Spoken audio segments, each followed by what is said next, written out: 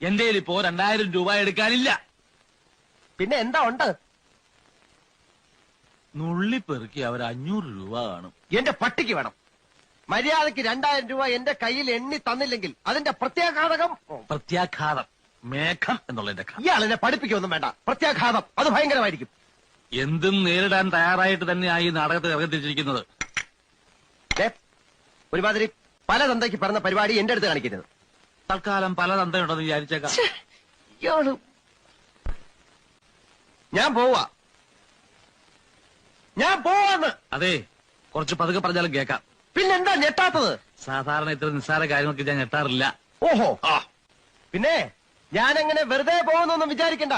ഈ വിവരം മുഴുവൻ ആ മൂപ്പിലാനെ കണ്ട് ധരിപ്പിച്ചിട്ടാ ഞാൻ പോവും. ഒരു ചാൻസ് കൂടെ തരാം. 250 250 ഉറപ്പിക്കുന്നോ?